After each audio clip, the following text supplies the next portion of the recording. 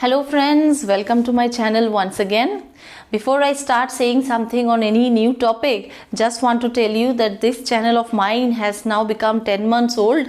I got a lot of love from you through your very precious comments. Though I have not reached that targeted level of subscribers, but even then I'm very happy that I could reach few of you and your comments which are highly encouraging for me, and that is motivating me to come up with new videos every now and then. And please do write in the comment box any new topic on which you want me to make a video. I'll be glad to do that. Okay, so now friends, I just want to tell you that there are requests from especially my students that they want some lectures on derivatives. So derivatives, when it comes, it's a very important topic for discussion, and it's a very big topic. So this particular video is just the introductory video, and I'm going to have a series of videos which will cover the entire derivatives. So once you watch the series of videos on derivatives, you're surely to understand the derivatives at greater depth and breadth. So let's begin. So this is an introductory video, and I hope this will help you in your understanding of the concepts about derivatives. Now you see, when we talk about the secondary market, you know, we have the financial market. We have the financial market, and we tell that the financial market has got three components. Okay, the first one is the we call it as a primary market, secondary market.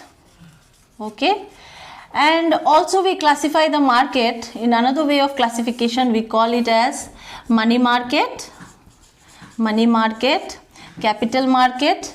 And of course, these days we have another classification, we call it as derivative market. Okay, so this is how some people classify the financial markets. So we have the primary market, secondary market, then another way of classifying is the money market, capital market, and derivative market. Now we will not go into details of all these. We will start with the derivatives. Okay, now the question is, these days the derivative market has become enormous. It has become very popular, and this market leaves a lot of scope for investors to earn good returns and good profit. And there was a time when many countries did not have much exposure to the derivative markets, but with time we have a lot of development in this market, and this has become popular even to the common man. So let's see what is derivatives in details.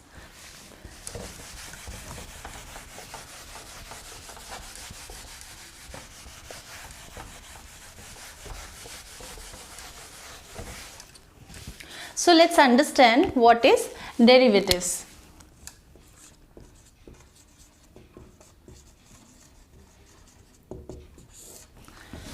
So let's begin understanding what is derivatives. Now you see, there is a word derivative which means something which is derived. Derivative means something which is derived. Okay, so here this is an instrument, this is a financial instrument which derives its value from some other asset, some other underlying asset. Okay, so suppose this is an instrument, and this instrument is derived from some other instrument. Okay, its value is derived. Its value is derived from another instrument. Okay, another asset. So this is an underlying asset. And from this asset we derive the value, we get another instrument. Okay, another asset. There is an underlying asset from which another asset emerges or derives its value. Okay, this asset derives its value from some another asset, so that is why it is called derivative. So what I said is not clear, that how is this that one it is an instrument which derives its value from some another underlying asset. It is not clear to you. That is fine, we will understand with the help of examples. Okay, so now you see, there are what is derivatives. I gave you some kind of formal definition. I just explained you what is derivative. It is an instrument which derives its value from some another asset. Some another assets, its value is dependent on the value of some other asset. But I have not explained you, just given you a definition. In order to explain you what is derivatives, I am just first explaining what are the types of derivatives, and while I explain the types of derivatives, you will understand what derivatives is all about. Let me see my way. Okay, so now you know derivatives market. Basically we have three types. Okay, we have the forward, we have the forward contract market, we have the future contract market, and we have the option market. These are the three form of derivatives. What is derivatives is not clear to you. What are these three are even not clearer to you. Now let's understand what is these three, and by knowing these three you will understand what is derivatives. Now you see, suppose there is a producer, there is a farmer, say for example, okay, and this farmer is producing something, maybe say for example he is producing onion or a potato. He is producing onion and he wants to sell it in the market. Okay, but his production will take time, because you know onion has a gestation period. Okay, there is a long cycle after which the onion is ready to be sold in the market. And let's suppose this is going to take 6 months. Okay, after 6 months you are going to sell to some trader. Okay, some trader will come and buy from you this onion. But when you are producing onion as a farmer, you have an expectation that you will get this much price when you sell it. Okay, so this producer thinks that he will get rupees 80 per kg. He is supposed to get rupees 80 per kg by selling this onion in the market. But he is not sure. There is a risk. Suppose he is in January and by the time June comes, there is a lot of changes in the market. Onion price may go down, onion price may fall, and as the farmer is incurring some cost in the production of onion, and by June he is not getting the expected price, then he is going to suffer some loss. Okay, maybe by the end of June he gets it in the market, the price is 60 rupees per kg. So he is going to incur some loss of 20 rupees. Okay, but this risk has to be avoided. The farmer do not want to take this risk. So what he will do, he will come into a contract with the trader. He will have a contract with the trader that yes, after 6 months I will sell you the onions, but you have to pay me 80 rupees per kg. Okay, this onion has to be sold to the trader after 6 months, and the producer is now, the farmer is now assured that he will buy for rupees 80 per kg. So don't you think by doing so he is able to safeguard, he is able to avoid the risk? If the price falls, he is able to reduce his risk, right? So at least he will get 80 rupees through this contract, okay. On the other hand, the trader, let's see, why will trader come into this contract? Now suppose for the case of a trader,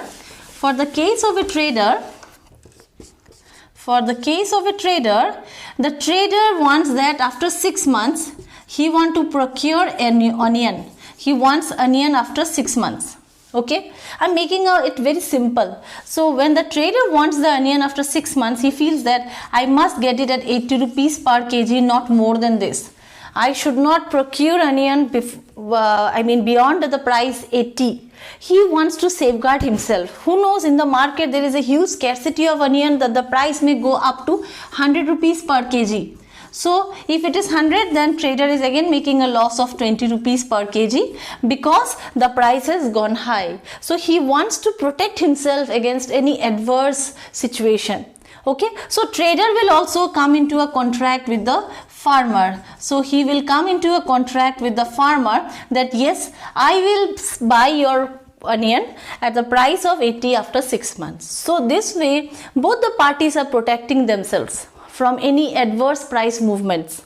Okay, it could be a favorable movement for one but unfavorable for other, could be an unfavorable for other but favorable for one. So however, with this contract he is able to safeguard his risk. So these type of contracts Okay, you can see these contracts, they are derived from the value of, in this case, the price of onion. This type of contracts, okay, it is deriving its value from the price of the onions in this case. Okay, or you can say these type of contracts are derived from another commodity. In this case, it is a commodity called onion.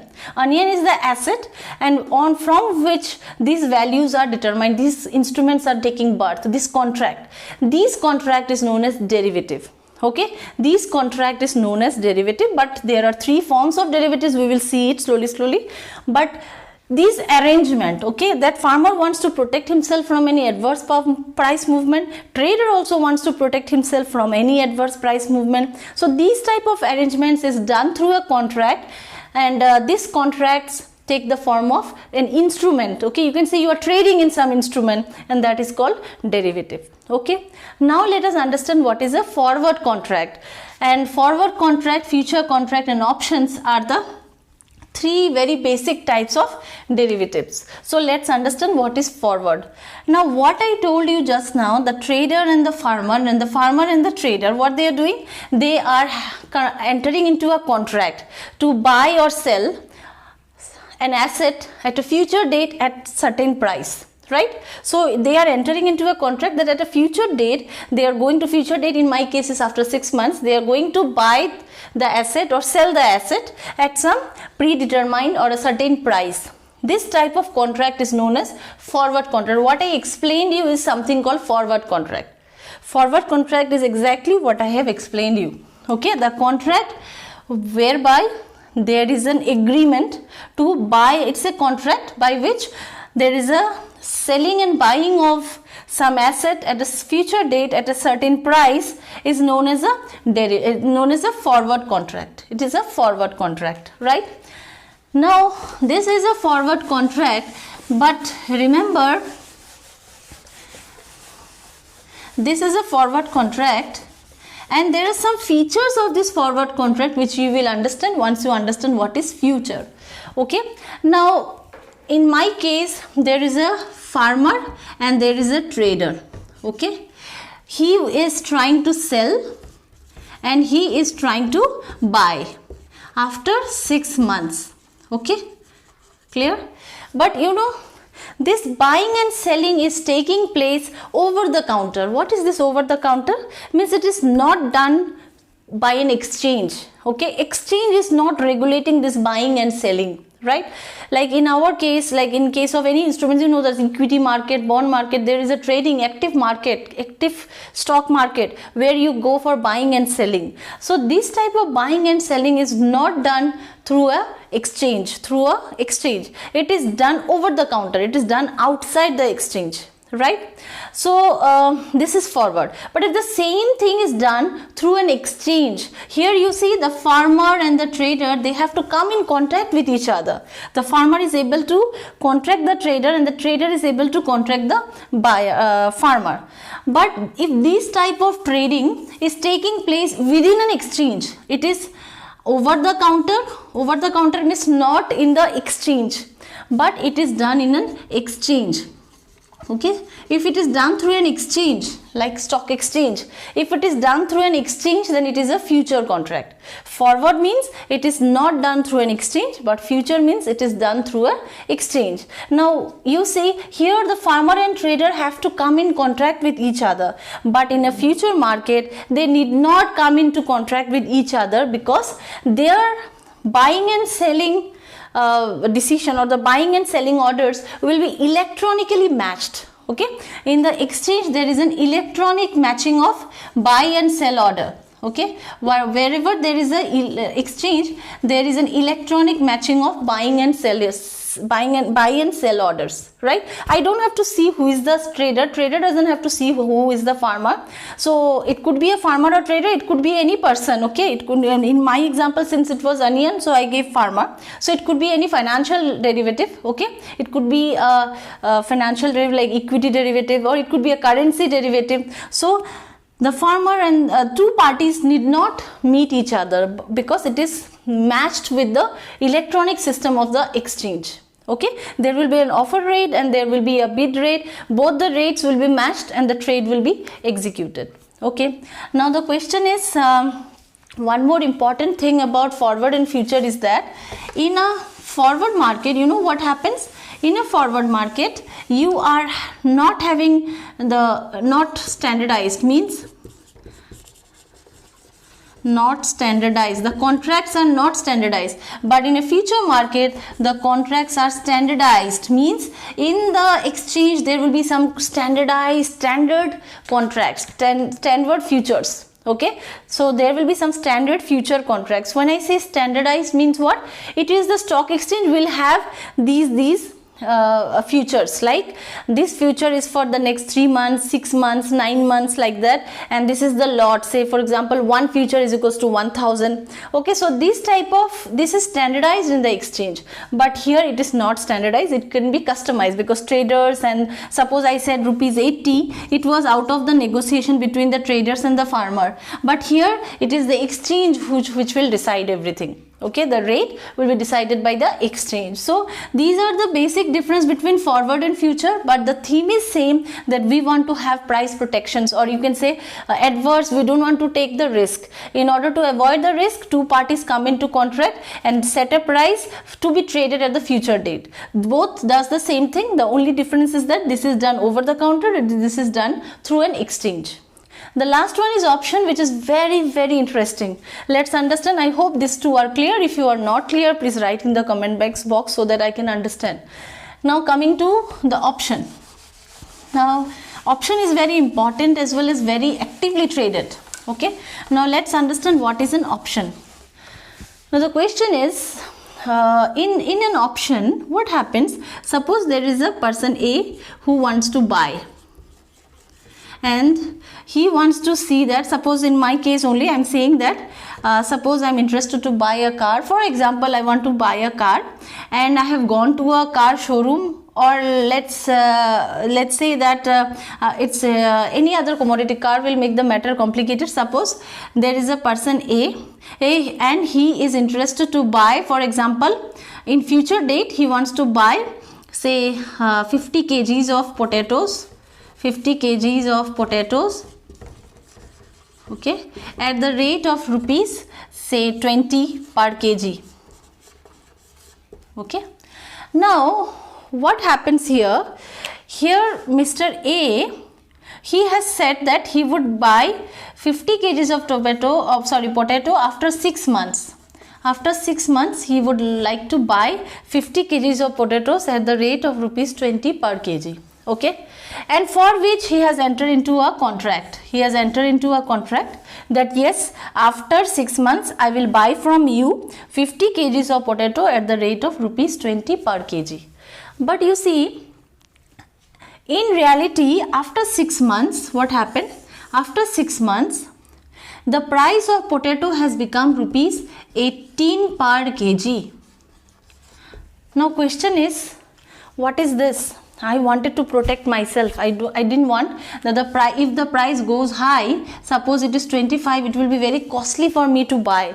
So I wanted that I would lock this at rupees 20 per kg, and I entered into a contract. But what happened, you know, in the spot market, means not in the derivatives, like in reality, if you go, you will find, means reality means after 6 months, if you go in the market, you will find potatoes are sold at rupees 18 per kg. Now what is happening here? You, because of this contract, you have to buy for 20 rupees per kg, but in market it is 18 rupees per kg. You are regretting, why did I go to a contract? Why did I go for this type of contract? So you don't have to worry. If you have gone for an option contract, if it is an option, you have the option that whether you want to exercise this right or not. You have the right. Since you have entered into a contract, it gives you the right that you can buy potatoes for 50 kgs at the rate of rupees 20 per kg. But it is optional. It is up to you. You have to consider the spot price. This is the spot price, and you find that the spot price is rupees 18. So what will you do? You will not exercise this option. You will not exercise, rather you will buy it from the market. Okay, so this is the advantage of an option, that it gives you the right, but it is not compulsorily to be adhered. You have the right, but you may exercise it, may not exercise it. In this situation, you are not to exercise it, it will be lost to you. Another situation, if the price is 20 and in the spot market you find the price has become 25 per kg. So yes, you are making benefit, you are making profit of 5 rupees by exercising this particular right. Okay, so this type of contracts which has some options for you, you can exercise it or you expire it. The option may be exercised or it may be expired. So this type of arrangement is known as options. Now there are two types of option. One is called the call option, and the other one is called the put option. Now what is a call option? Call option gives you the right, okay, call option gives you the right to buy. So in this case it was a right to buy, whereas put option gives you the right to sell, that you will sell potatoes for 20 rupees per kg. Let's understand the other way. If it is a buy, then it becomes a call option. And if it is a put option, let us suppose that Mr. A now wants to sell, he wants to sell, so it becomes a put option, it becomes a put option. Accordingly, he wants to sell 50 kgs of potatoes at the price of rupees 20 per kg. But in the spot, the price is 18 per kg. So should he exercise this? Should he exercise this? Should he sell it at rupees 20 or should he expire it? Very natural, he will exercise his right, because if he sells in the market, he will be getting only 18 rupees, but if he exercises, he is going to get the same potato at the rate of he is going to sell the same potato at the rate of 20 per kg. So in this case he will exercise. But if the price is 20 but in the market it has become 25 per kg, then what is happening? He would better not exercise this right, he will better expire this particular right. Okay, this is a glance about the different derivatives. So derivatives is a measure that you are able to hedge, or you are able to for technicalities I am not introducing those terms. In the next videos we will be going in details about forward, then there will be another video which will be on futures, exclusively on options. So this way we will see the entire thing, but since it is an introduction, so I am telling you this is that the derivatives are the instruments which derives its value from some underlying assets. There are three forms of derivatives, and these derivatives are forwards, futures and options. What is forward? You understood, the potato seller and the farmer and the trader. Future also the same thing, but here we don't know who is the buyer and the seller. It is exchange organized. It is done through an exchange, whereas option is a right to buy or sell. Okay, and this is how the derivatives look like. I hope this is an introductory video. I don't want to linger it or stretch it more. I hope you have got an idea about it. In my next video we will go into details, and remember it is a series, so please watch all the series to get a deeper idea about what is derivatives. Thanks for watching. Thank you.